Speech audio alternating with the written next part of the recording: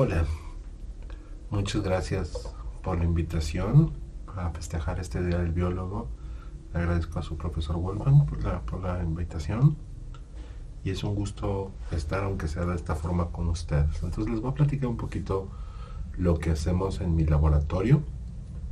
Y en mi laboratorio lo que hacemos básicamente es trabajar con genomas de muchos organismos, pero particularmente bacterias, y les voy a contar muchas cosas de ellas y de cómo gracias a la tecnología hemos logrado comprenderlas mucho mejor, ¿no? Entonces de las bacterias les puedo contar muchas cosas, pero la primera sería que pueden vivir en todo el planeta. Y cuando digo todo el planeta es desde lo más alto de la atmósfera, como menciona aquí, hasta lo más profundo del mar, ¿no? O sea, 11 kilómetros en el mar de profundidad hasta 65 kilómetros de alto, y probablemente estén jugando papeles como regular el clima y hacer cosas así, lo cual está muy interesante. Además de ciclar todos los nutrientes que llevan y hacen posible la vida en nuestro planeta. Tenemos más bacterias que estudiar en nuestro planeta, que es un número astronómico, es 10 a la 30, más que estrellas visibles desde el planeta, ¿no? Y si pusiéramos como un estimado de cuánto pesan eso, serían 2000 veces la masa de todas las personas del planeta cuando éramos este número. Ahorita somos un poco más, pero aún así 2000 veces más que 6500 millones de personas son un montón. La mayor parte de las bacterias viven en el suelo, pero prácticamente no hay ningún ambiente en el que no vivan, ¿no? En nuestro cuerpo, todas las bacterias que tenemos pesan aproximadamente como 2 kilos, ¿no? Y a esto le sumamos todas las ambientales y aquí tenemos esta cuenta. Una cosa que pasó cuando se empezó a estudiar las bacterias, y esto es importante, que las bacterias en realidad hay muchas cosas que no sabemos de ellas, ¿no? Les podré decir que la ignorancia que tenemos al respecto de ellas tiende casi a infinito, como tengo aquí. Ahora bien, si las vemos como microorganismos, si alguna vez ustedes han tenido la oportunidad de verlas cultivadas, que es emular las condiciones que le gusta vivir a una bacteria, y las ponemos en estas cosas que se llaman cajas de Petri, lo que podemos ver es que la diversidad morfológica no les hace justicia sobre lo que son. Por ejemplo, si tenemos la diversidad morfológica, podemos ver que son esferitas agregadas en pares, esferitas agregadas en racimos, que estos se llaman cocos, Streptococcus, y dependiendo cómo estén agregados es como se llaman este tipo de cocos. O pueden ser como bastones un poco alargados, que tenemos a los cocobacilos, que es como el intermedio de los bacilos, los que tienen protuberancias, y en realidad los que parecen como sacacorchos, pero en realidad la diversidad morfológica no les hace justicia a todo lo que guardan a nivel de genes. Y esto lo aprendimos, y el estudio de las bacterias es más o menos reciente. Tendremos unos 300 años estudiándolas de forma sistemática, pero la morfología no nos dice mucho sobre qué están haciendo, y aquí es donde el descubrimiento del DNA, por ejemplo, como material hereditario, la genética y todo esto, y el estudio de las bacterias están ligadísimos, ¿no? Entonces todo lo que sabemos de biología molecular ahorita, que esto sería, por ejemplo, la réplica, el DNA que se transcribe, y esto se pasa al mensaje a RNA, y de aquí se traduce y tenemos proteína. Por ejemplo, en nuestro cabello, en nuestro genoma tenemos un gen para hacer la proteína de la cual está hecha nuestro cabello. Eso se lee el mensaje, se transcribe a RNA, y lo que tocamos es esta proteína básicamente. Y todo lo que sabemos de biología molecular lo hemos aprendido básicamente con bacterias.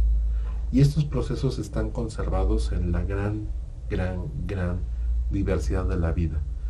No hay célula que no tenga ribosomas, por ejemplo, que te sirven para traducir esas proteínas, y esos ribosomas a su vez alguna vez fueron DNA, se transcribieron, y esos se quedan aquí como RNA y funcionan, ¿no? Pero toda esta unidad es increíble.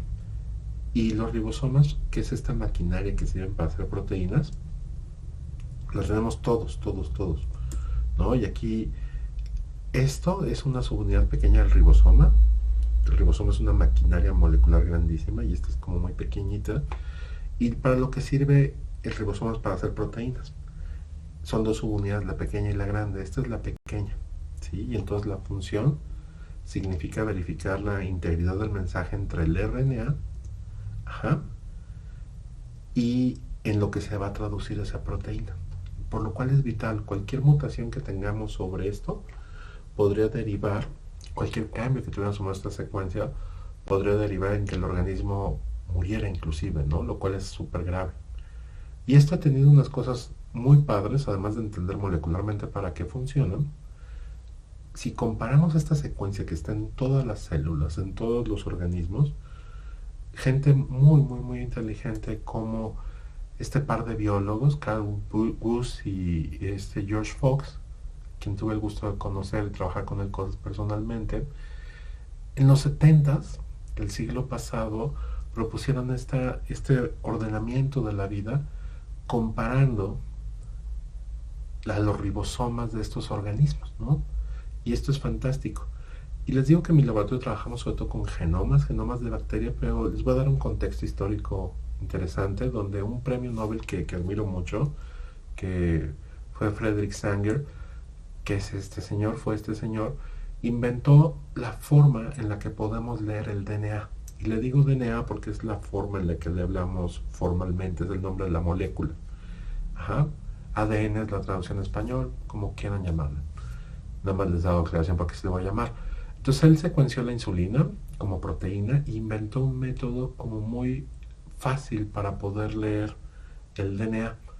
Y entonces esto abrió las puertas a que pudiéramos empezar a describir la secuencia de DNA, ya no solo saber que es la que contiene los genes de los que hablaba Mendel, que es el material hereditario que descubrió Avery Chase, McLeod, otra serie de biólogos y científicos como muy apasionados de esto, la estructura del DNA con Watson Crick, Rosalind Franklin, Wilkins y una serie de personajes súper interesantes, pero no había forma de leerlo hasta 1977, ¿no? Y esto fue progresando la tecnología de forma brutal hasta que otro investigador que él todavía está vivo, Leroy Lee Hood, inventó el secuenciador automático, ¿no? Y ahorita lo que hace esto es que pasó de ser algo artesanal a que estos secuenciadores que se inventaron en los 80s, 90s, pudieran leer DNA de forma automatizada y registrar cómo es la secuencia de ese DNA, las letritas una por una, de forma automática.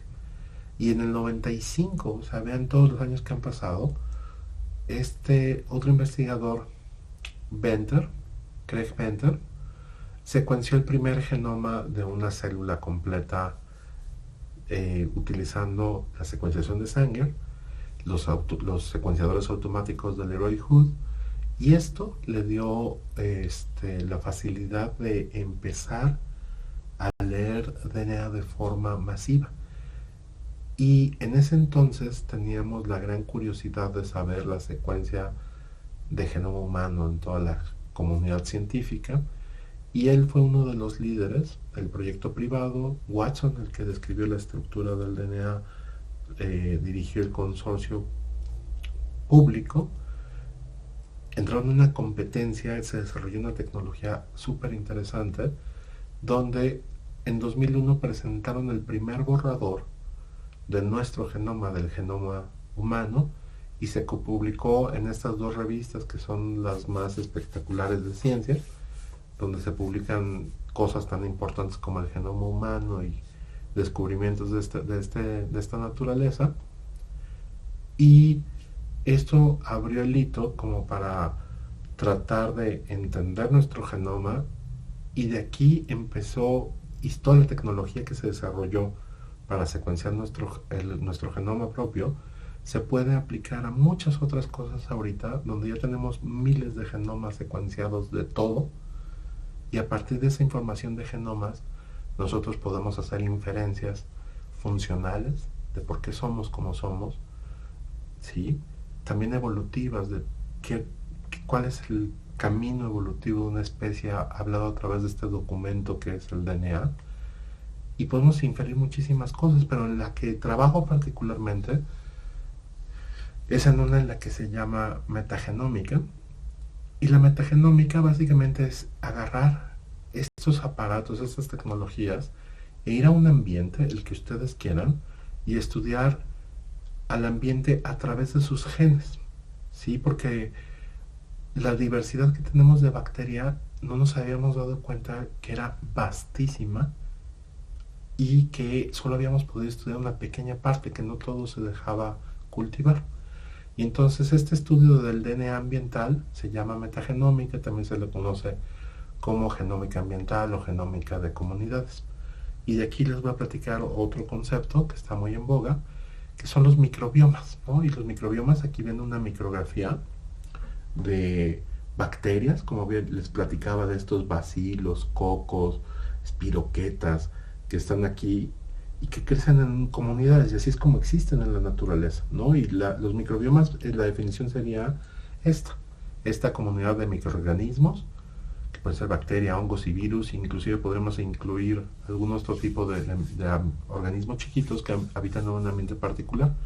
Y lo que nos dimos cuenta es que solo habíamos podido cultivar un porcentaje muy pequeñito, de entre el 1 y el 40%, ¿no? Y entonces, ¿cómo empezamos a descubrir que estaban todos estos secuenciando en el ambiente, comparando a partir de las secuencias y describiendo nueva diversidad de organismos a partir de la secuencia que está en sus genomas, en toda la información genética que los compone? Y una cosa que se hizo bien padre de este personaje Venter que les platiqué, es que fue uno de los primeros estudios a gran escala a nivel planetario, que nos recuerda un poquito lo que hizo Venter, Darwin, perdón, que fue subirse a un barquito e ir muestreando a lo largo de todo el planeta agua marina para describir a todas las bacterias, los virus y eucariontes microscópicos que existían en la columna de agua. Como ven, pasó por aquí, por México, por toda esta parte ecuatorial, rodea Sudáfrica y le da la vuelta al planeta. Empezó como en esta parte norte de Canadá, Estados Unidos, el mar de los Sargazos y demás. Entonces lo que pueden ver es que a partir de esta información genética se puede hacer una predicción de cómo está el metabolismo de todos estos organismos, se puede hacer inferencias ecológicas de qué relación tiene la diversidad de bacterias y microorganismos en general que están ahí con la diversidad que tienen, y se puede hacer modelación ecosistémica a nivel global. ¿Y cómo se habilitó esto? Porque había galerones, como si fueran hangares de aviones, con secuenciadores que sirvieron para secuenciar el genoma humano, que ya estaban en desuso, ¿no? Y entonces se pusieron ya tenían toda esta infraestructura y dijeron, ¿y ahora qué hacemos con todo esto? Y pues vamos a secuenciar el ambiente. Y una cosa que está súper bonita, se la resumo en esta gráfica, que en ecología, por ejemplo, se hace una gráfica de este tipo, se llaman de acumulación de especies. Conforme tú vas avanzando en el número de especies que vas muestreando, si cubriste todo el muestreo, esta gráfica se va a acostar, como ven aquí. Pero si tú sigues aumentando tu nivel de muestreo en un ambiente y sigues encontrando nuevas especies, esto va a seguir creciendo. Y lo que les quiero decir aquí es que para 2007, que salió este estudio, ya estaba el genoma de nosotros, de las plantas, del chimpancé, de los ratones, de muchísimos organismos, de los mamíferos, les estoy hablando, y no importaba que secuenciáramos más mamíferos, ya habíamos descubierto todos los genes, todas las proteínas predichas que estaban en estos genomas.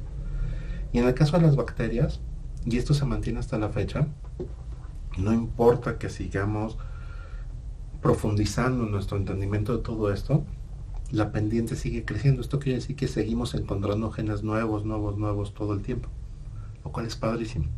Entonces, una conclusión que les puedo decir es que la diversidad funcional de la vida a nivel de genes está guardada en bacterias y no nos habíamos enterado. Incluso nosotros, ¿sí? Que nosotros, las cajas Petri donde cultivas las bacterias, ¿no? Y entonces esta declaración es un poquito fuerte, donde les digo que no somos más que cajas Petri con muchísimas aspiraciones en la vida, ¿no? Aquí les dice que en promedio un adulto tiene 100 trillones de células. Trillón es un número que usan los americanos, que es 1 millón de millones, o 1 por 10 a la 18. ¿no? Y que de esos tenemos 1500 trillones de células, y aquí les decían que si bien nos va, somos un 10% nosotros, y aquí ven este conjunto de bacterias con sudadera y tenis, y es lo que somos. Pero alguien dijo, no, no, esto está mal calculado, porque no, estas son bacterias. Dijeron, no contaron con los glóbulos rojos que se encargan de transportar el oxígeno en nuestro cuerpo. Si pones la cuenta así, entonces estamos 1 a 1. Por cada célula que tenemos de humano, tenemos una célula de bacteria habitando dentro, sobre, en cualquier parte de nuestro cuerpo. Hay partes en las que no hay bacterias, no deberían de pasar, como es el cerebro, pero si contamos el número total de células, estamos 1 a 1. La diferencia es que si ven estas células, de los eritrocitos, de los glóbulos rojos, se ven huecas, tienen este hoyito aquí en medio. Son células súper especializadas que solo transportan oxígeno. ¿Y qué creen? Están tan especializadas que ya no tienen núcleo, ya no tienen DNA. Y entonces en esta caricatura les dice, yo quiero tener mi núcleo, ¿no? Pero debes de hacer espacio para toda la hemoglobina, que es la proteína que transporta el oxígeno. Y en este caso, si nos ponemos a sacar la cuenta de cuántos genes hay en las bacterias que habitan en nosotros contra cuántos genes tenemos nosotros como humanos, primero los médicos estimaban que teníamos como 100.000 genes, luego se redujo a 25.000 y ahorita no somos más que 19.969 genes. Somos bien poquitos genes nosotros. Vean cuántos genes únicos nos aportan las bacterias y los microorganismos, hongos y demás que ven con nosotros. En este caso, esta cuenta es solo de bacterias. Tenemos 4.5 millones de genes contra 19.000 genes que tenemos nosotros como humanos. Entonces es un poquito más desolador, ¿no? O sea, muchas de las cosas que sabemos hacer es por las bacterias que tenemos. ¿Sí? Espero tener su atención en este sentido. Es súper bonito. Y he tenido la fortuna de trabajar en esto desde hace muchísimos años. Por ejemplo, esto cuando lo empezamos a aplicar aquí en México, a nivel ambiental, lo primero que hicimos fue en Cuatro Ciénegas, que aislamos bacterias que estaban creciendo en este lugar, que fueron interesantísimas, ¿no? Que encontramos genes que permitían a las bacterias estas poder vivir en ambientes sin fósforo. El agua, cuando la ven así de clara, es que no hay fósforo y eso limita la vida. Y estas bacterias súper abusadas reemplazan una parte de las membranas que tienen, que normalmente son de fosfolípidos, o sea, tienen fósforo, y les ponen azufre, que eso sí es muy abundante, y lo hacen a través de esta enzima que adquirieron de transferencia horizontal, es decir, se la pasó a un organismo que no era su pariente, como jugar a las traes con genes, y le dio esta capacidad de poder sobrevivir en esos ambientes pobres. Y también estudiamos otro tipo de fenómenos, ¿no? Por ejemplo, estas bacterias tienen un superpoder que les permite esporular. Cuando el ambiente no les gusta, se pueden hacer una espora y entonces pueden aguantar una desecación brutal. Y evaluamos muchas otras cosas, ¿no? Pero les voy a platicar algunas cosas más ambientales que a ustedes les van a interesar más por la etapa en la vida en la que están. Por ejemplo, el primer trabajo que hice de microbiomas en el humano, por ejemplo, lo empezamos con el microbioma oral. Y este trabajo que dirige el grupo de Alex Mira, que está en España, me fui a trabajar con él un rato. Yo soy de aquí de México, soy de Mazatlán, hice mi licenciatura en la UNAM, luego hice un doctorado en el CIMBESTAB en Irapuato, y después me fui a trabajar aquí con Alex en España, y lo que hicimos fue usar metagenómica para describir, por ejemplo, algo que es súper bonito. En este esquema azul, mientras más azul se vea, quiere decir que hay más de ese tipo de bacterias. Aquí tienes el tipo de bacterias. Ajá. Y aquí, mientras más naranja vean, quiere decir que es más abundante. ¿Vale? Y entonces lo que vimos aquí es que hay gente, 8% de la población mundial, que nunca desarrolla caries, ¿no? Malditos. Y tiene una composición de bacterias diferencial a los que sí tienen caries activas, que son estos en negro, y los que tienen hoyos dentro de los dientes, que se llaman cavidades. Y estos que están en gris es gente que ha tenido caries, pero al momento de que se les sacó la placa dentobacteriana para ver qué bacterias estaban ahí, estaban sanos. Y lo que pudimos ver es que había un diferencial entre los sanos y los enfermos, y a partir de este estudio se identificaron bacterias que nos permitieron decir qué bacterias son las que mantienen a estos sanos. Y el grupo de Alex ahorita está desarrollando con una de esas bacterias que se llama, él la llamó una especie nueva que se llama Streptococcus dentisani, pero que identificamos en este estudio. Está desarrollando una cosa que te permite inocularte esa bacteria, como en la pasta de dientes, en un yogurt, una cosa así, y que inhibe, o sea, que no deja que la bacteria clásica que produce caries se desarrolle. Lo que está bien padre es que esta bacteria de gente que es tanto su genética como las bacterias que tienen, cuando tienen parejas y se besan, transmiten esa microbiota sana, todas esas bacterias sanas, y entonces curan a sus parejas de no ir con el dentista por caries al menos en el tiempo que estén con ellos. Entonces si llegan a encontrar a alguien así, adulto, de ese 8% de la población mundial que nunca desarrolla caries, no los dejen ir, ¿vale? Hemos hecho otras cosas que están interesantes con esto. Por ejemplo, hace algunos pocos años hicimos un estudio del microbioma del metro de la Ciudad de México, ¿no? Y entonces el metro de la Ciudad de México. ¿Qué fue lo que nos preguntamos? ¿Qué diversidad hay ahí? Y aquí tienes el metro, y lo que ven aquí es como los puntos donde muestramos todo esto entre la red del metro, y identificamos la diversidad, qué estaciones tienen más diversidad con respecto a otras, y este es un resumen de lo que encontramos. O sea, hay una cantidad de especies de bacterias que aquí pueden ver, mientras más naranjas que lo que hay, y Cutibacterium es una bacteria que vive de forma natural en la piel sana, no es una bacteria de piel enferma, es una bacteria de piel sana, y muchas de estas bacterias las traemos nosotros en nuestra piel, y no importa en qué estación de metro te subas, hay como 400 géneros que están por todos lados, ¿no? Y esto es un resumen de todo eso. Entonces estamos explorando también esta diversidad de bacterias en múltiples ambientes. Cuando les digo lo puedes hacer en cualquier ambiente, lo puedes hacer en cualquier lado, ¿no? Otra cosa que hacemos en el laboratorio, trabajo con plantas, ¿no? Y entonces aquí son plantas de jitomate, y lo que estamos haciendo es que tenemos distintos sistemas de cultivo, y aquí están Gerardo Mejía y Angélica, que son alumnos de doctorado, y crecemos a estas plantas para que desarrollen raíces, y lo que estamos viendo es qué bacterias son las que les permiten un desarrollo más rápido. Estamos desarrollando biofertilizantes, o sea, inocular bacterias que promuevan el crecimiento rápido de esto, que permitan usar menos nutrientes y mantener la productividad en las plantas.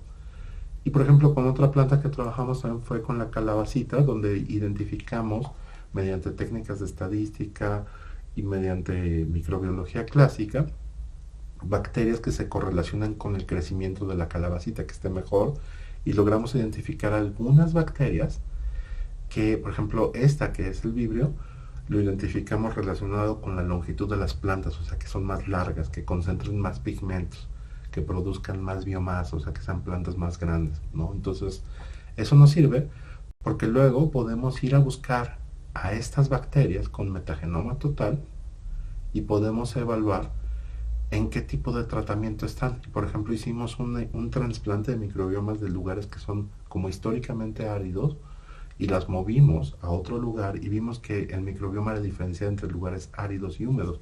No solo eso, sino que encontramos bacterias que promueven el crecimiento de plantas a partir de esto. ¿Sí ven? O sea, puedes tener aplicaciones ambientales, puedes tener aplicaciones en productividad y en salud, ¿no? Entonces es una cosa como muy, muy, muy bonita. Y lo que nos sirve de todo esto es que aquí podemos identificar algunos genes que estén metidos dentro de esto. Y aquí les pongo un chasis bacteriano, donde aquí les pongo una lista. En la lista pueden ver, tenemos distintos niveles de genes, ¿no? Entonces, por ejemplo, estos son como los nombres de los genes, no son como, son los nombres de los genes, los clasificamos en distintas formas, y podemos encontrar, por ejemplo, de lo que vimos con la calabacita. Se lo estoy platicando súper fácil, pero evaluamos como más de 1.000.000 de proteínas que encontramos ahí, o de genes, como quieran verlo, y vimos 27.000 proteínas que están compartidas en todas las muestras. ¿Esto qué quiere decir? Que necesitas 27.000 proteínas, que no son tantas. Acuérdense que nosotros tenemos como 19.000 genes en nuestro genoma, y que no importa dónde estés, estas proteínas, si las agrupamos en familias, solo son 2.969 familias de genes que se requieren para crecer a la calabacita en sus bacterias que están en todos lados. Y con esto podríamos tener como un tipo de chasis, lo pongo como si fuera un coche, que sería, esto es el chasis, sería la base sobre la cual construir. Y ahorita quiero que volvamos a este tema. En genética, por ejemplo, hay dos formas que podemos evaluar la función de un gen. ¿Cómo le hacemos para saber que un gen tiene una función? Imagínense que son mecánicos, ¿no? Y que quieren aprender mecánica, pero no hay manuales y nadie les dice, y lo único que tienes es un coche. Entonces lo que puedes hacer es aprender de dos formas. Echando a perder, o sea, tú abres el cofre y si quitas una manguera y no pasas nada, dices, pues eso no era tan importante. Pero si le quitas el cable del distribuidor que le da la energía eléctrica y lo quitas, el coche se va a apagar y dices, esto es importante porque aparte si lo quito ya no funciona. Pero podrías quitar asientos, podrías quitar un montón de cosas y el coche podría seguir funcionando. ¿Sí me explico? Y la genética busca mutaciones que ocurren de forma natural, ¿sí? Lo que haces es buscar dentro de las poblaciones algún individuo, algún conjunto de individuos que tengan afectado un gen y que lo relaciones con cómo se ve el organismo. Entonces hay dos formas de evaluarlo. Una es quitando genes, que sería como cómo funciona un coche, desarmando por partes, ve qué es importante, qué no, y vas aprendiendo para qué funciona cada uno. Así de bruscos que los pongo. Y el otro sería por ganancia de función. ¿Qué es lo que pasa si pongo cosas que no iban en lugares nuevos? Como por ejemplo estos coches súper arreglados que les pones luces en los rines. Son absolutamente innecesarios. Habrá quien les guste. En gusto se rompe de todo. Pero en realidad esta es otra forma de averiguar cómo funcionan las cosas, poniendo cosas fuera de un contexto, ¿no? Y entonces, un genoma, aquí lo pones como un circulito, porque las bacterias son genomas mayoritariamente como circulitos. Es un cromosoma circular de DNA. Puede hacerse grandote si adquieres genes de esta forma, de las traes, ¿vale? Otra forma que puedes tener genes es si se duplican, ¿vale? Si se duplican los genes, puedes hacerlo más grande. Y hay formas de hacerlo más chiquito. En este sentido de ilustrarles una pérdida de función, les voy a poner un ejemplo extremo. Los tamaños de los genomas, por ejemplo, los humanos estamos aquí. Los que tienen más diversidad en el tamaño de genomas, por ejemplo, una amiba tiene un genoma más grande que nosotros los humanos, ¿no? Entonces, más genes no significa algo más complejo y eso es muy bonito. Las bacterias tienen este rango de genomas que si se fijan son los más chiquitos.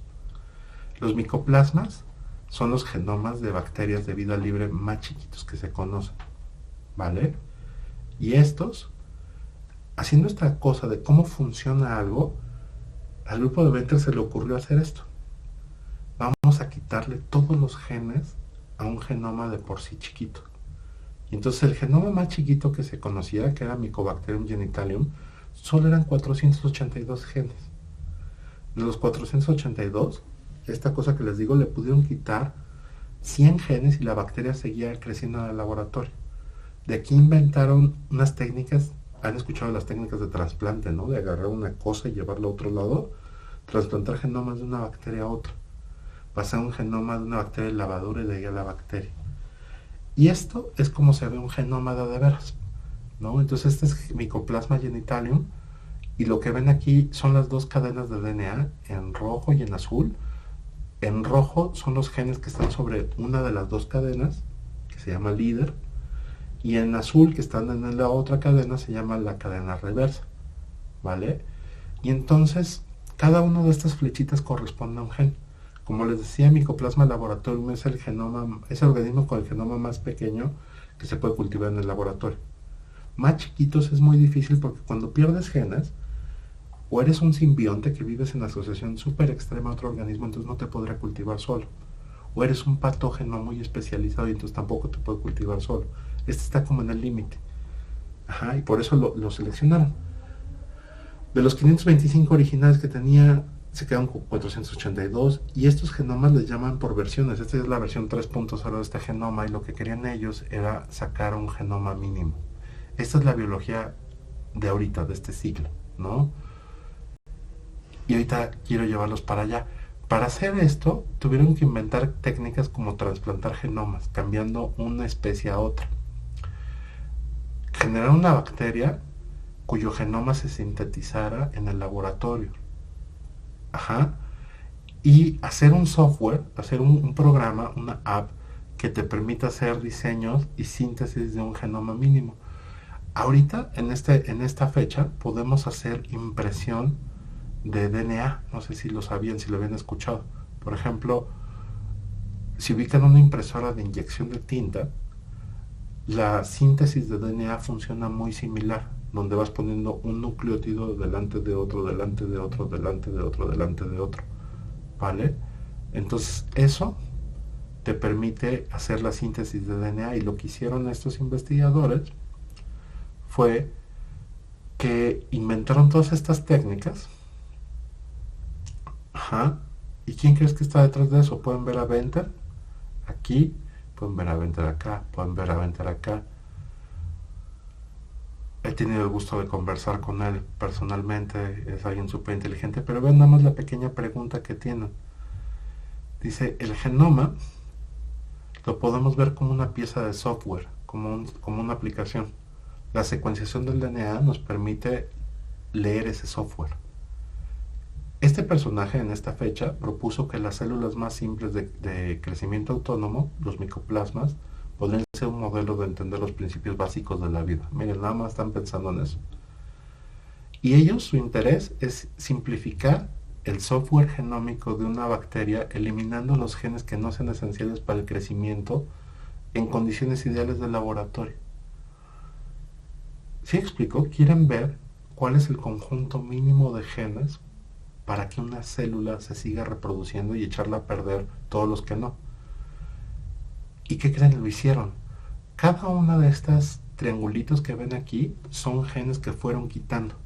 Este proceso de abrir el cofre y quitar piezas fue lo que hicieron. Quitaron todos estos. Y solo el fragmento que se ve aquí en azul son los genes mínimos necesarios que se requiere para hacer esto. Y con esta información, cada vez que mutaban un gen y decían la célula sí vive, no vive, lo que hacían es que alimentaban un programa donde se estaba programando un diseño del nuevo genoma. La limitante que tienen las impresoras de DNA es que son fragmentos chiquitos. Entonces lo que hacían era mandarlos a estas impresoras, hacer fragmentos chiquitos e irlos armando cada vez en fragmentos más grandes, como si estuviéramos jugando a armar Legos, pero con piezas chiquitas, ¿vale? Y se los ilustro mejor en esta. Si ven las piezas chiquitas, las vas armando en piezas más grandes, que son las azules, luego el círculo de afuera, hasta que al final del día tienes un genoma completito. Y el genoma completito, una vez que lo tienes ensamblado, lo pones en una levadura, luego haces este experimento de trasplantar el genoma a una célula de micoplasma que existía, pero después de unos pocos ciclos de replicación, la célula queda bajo el control de este genoma. ¿Sí me explicó? Lo transfirió y aquí tienes unas marcas en blanco que te permiten distinguir este genoma del que tenía originalmente, y puedes tener células que estén gobernadas por este nuevo genoma que diseñaste en la computadora. No son pocos genes. Y esto podría parecer la tabla de un cereal, ¿no? O sea, si se los pongo aquí es como la tabla de un cereal, pero en este caso es una tabla que nos dicen qué genes fueron conservados en este diseño sintético y qué funciones tienen. Por ejemplo, todo lo que tiene que ver con transporte de azúcares y glicólisis, ahí está lo que les hablaba, los ribosomas, que son importantísimos para hacer las proteínas sin los cuales no vives. Pues tenemos 14 genes que se tuvieron que quitar y solo pudiste eliminar uno. Y aquí tenemos toda esta serie de categorías súper interesantes, que esto debería ser lo que deberíamos estar enseñando de los genes mínimos actuales para poder hacer un organismo. Y esto es lo que está en la biología actualmente y es un área padrísima de meterse, ¿no? Se los recomiendo muchísimo. Luego, así se ven Por ejemplo, esta es la bacteria, la versión 1.0 de esto que le llamaron Mycoplasma laboratorium, porque se hizo síntesis en el laboratorio, y esta es la célula, la versión 3.0, que es más pequeña. Sí, aquí tienen micrografías de la 1.0, de 3.0, se agregan un poquito diferente. Crece más lento, que es lo que está ilustrando aquí. Aquí son minutos y qué tantas células tienes. Crece más lento esta, la versión 3.0, que la 1, porque le quitaste genes, y eso va a tener repercusiones. Pero lo que quiero que vean es que ahorita estamos en un punto padrísimo donde, por ejemplo, salió este aparatejo donde dice un convertidor de digital a biológico para producir biológicos en demanda. Y la prensa se imaginó como si fuera una copiadora o una impresora donde iba a salir un organismo entero. Y no.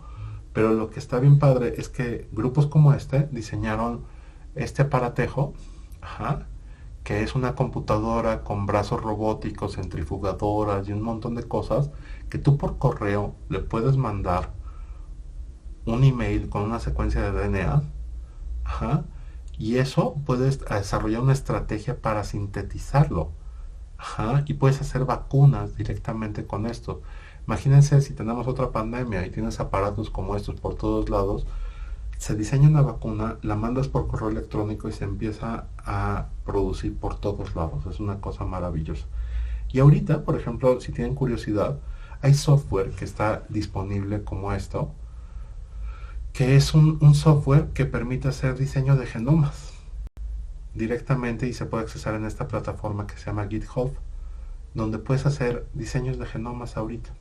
Y el DNA, estamos en una época pero fantástica, donde el DNA se está usando también como para almacenamiento de datos. Es una molécula que evolucionó para eso. Y por ejemplo, si haces un mapeo simple, donde el ACTG lo codificas a bits, en DNA puedes guardar un montón de información.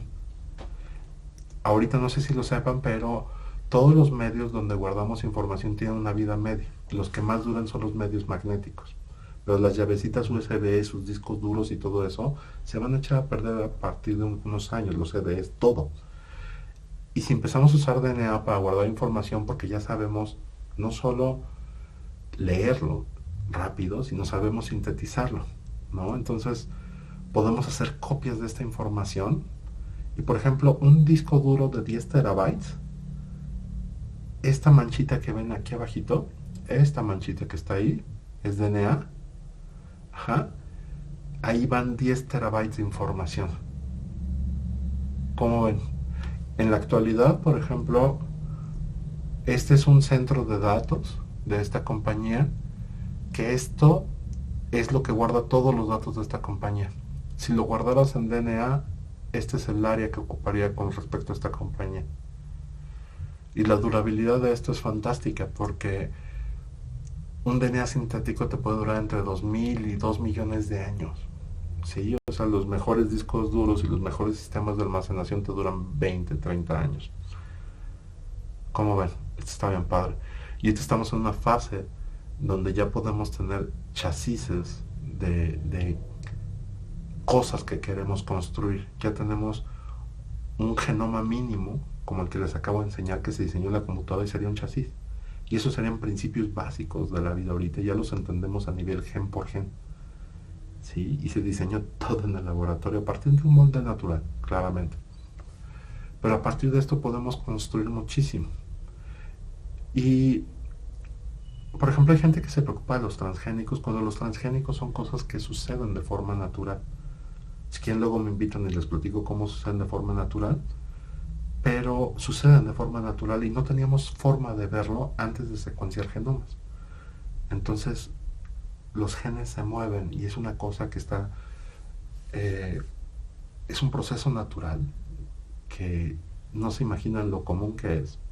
Y entenderlos nos da mucha flexibilidad. Por ejemplo, aquí tienen un carro de activistas antitransgénicos, ¿no? De yo quiero comida donde se etiquete que es modificado genéticamente, donde las variedades silvestres de todo lo que comemos ha sido modificado genéticamente por nosotros.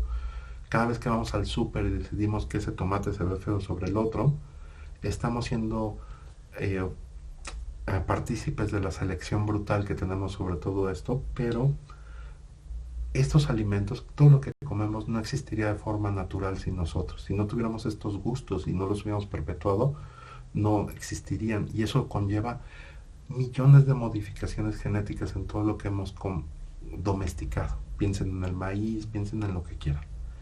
Y lo que está bien padre es que una frase que le imprimieron a este genoma de Venter, ajá, ya vieron que se pueden codificar datos, y una frase que le metieron ahí es de un físico, pero es muy bonita, que pasamos de una biología que solamente describía a una biología que puede predecir y una biología que la podemos construir.